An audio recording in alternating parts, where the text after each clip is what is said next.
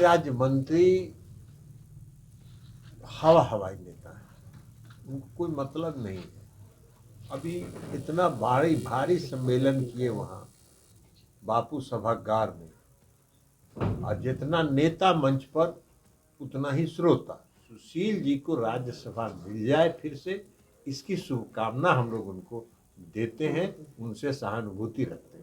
ये गृहराज मंत्री नित्यानंद राय ने कहा है कि जनता दल यूनाइटेड में बड़ी टूट होने वाली है और ललन सिंह को लेकर उन्होंने जोरदार हमला किया था, जिसका जवाब आज ललन सिंह ने दिया है और कहा है कि नित्यानंद राय हल्के नेता है और जो बापू सभागार में भारी कार्यक्रम उन्होंने किया था, तो जितने मंच पर बैठने वाले नेता थे उतना ही सुनने वाले लोग थे, तो जितने जो वक्ता और उतने ही श्रोता हैं।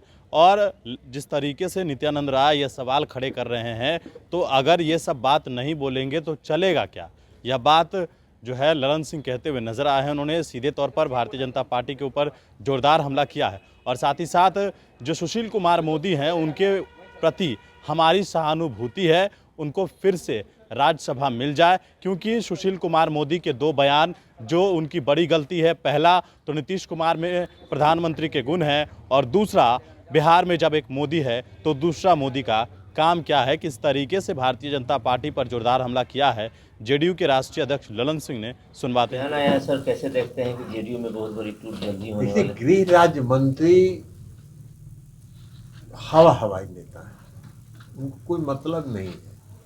अभी इतना भारी सम्मेलन किए वहां बापू सभागार में, और जितना नेता मंच पर उतना ही श्रोता। अब वो क्या बोलते कि श्रोता भी हमको सुनने नहीं आ रहा है।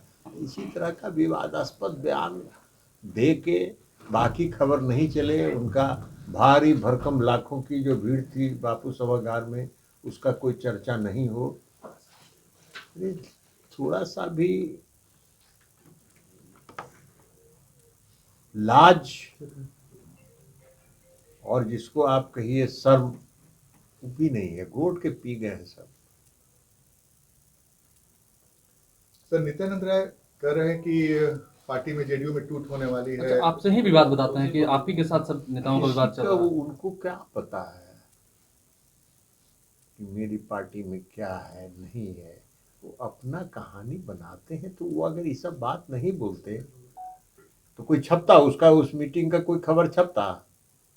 कोई खबर तो कहीं चलता नहीं उस मीटिंग का, इसलिए कि उसमें 80 गो 82 गो मंच पर और 82-85 आदमी नीचे। तो टोटल बापू सभागार की क्षमता जान लीजिए, और उनके नेता और श्रोता, वक्ता और श्रोता दोनों को जोड़ के संख्या मिला लीजिए, बराबर है। जितना वक्ता उतना श्रोता। तो इसी तरह की बात, अनर्गल बात कहेंगे नहीं तो फिर मीडिया में छपेंगे कैसे? तो उनको अपने छपने के लिए बोलना है कुछ, उनको बोलते रहने दीजिए। अभी 2024 नजदीक आ रहा है ना, पता चल जाएगा। और उपेंद्र कुशवाहा भी सर दावा कर रहे हैं कि जेडीयू में। छोड़िए ना, उनका कोई मतलब ही नहीं। सर, वो तो बेचारा अपना बेचारा बार्गेन कर रहे हैं, कुछ सीट उठ करके एक आध को बढ़ उड़ जाए, वो बेचारे उसी में लगे हुए हैं। सर, कल की जो आप लोग की रैली हुई उसके बाद सुशील मोदी कह रहे हैं कि आप लोग सरकार में हैं इसलिए दुरुपयोग कर रहे हैं, सरकारी तंत्र का दुरुपयोग कर रहे हैं। देखिए, सुशील जी के साथ हम लोग की सहानुभूति है। सुशील जी बेचारे 2 बात पहले बोल चुके हैं, जिसका सजा वो आज तक भुगत रहे हैं। एक बात उन्होंने कहा कि नीतीश कुमार जी में प्रधानमंत्री बनने के सारे गुण हैं, और दूसरी बार उन्होंने कहा कि बिहार में एक मोदी है ही है, तो दूसरा मोदी की क्या जरूरत है। ये 2 बात का खामियाजा बेचारे को आज तक भुगतना पड़ रहा है। अब अभी कुछ बोलेंगे नहीं जब तक, तब तो राज्यसभा का चुनाव का है, इसलिए उनके साथ हम लोग की सहानुभूति है। वो कुछ भी बोलते रहें, हम लोग को कोई प्रतिक्रिया नहीं देनी है। और सुशील जी को राज्यसभा मिल जाए फिर से, इसकी शुभकामना हम लोग उनको देते हैं, उनसे सहानुभूति रखते हैं।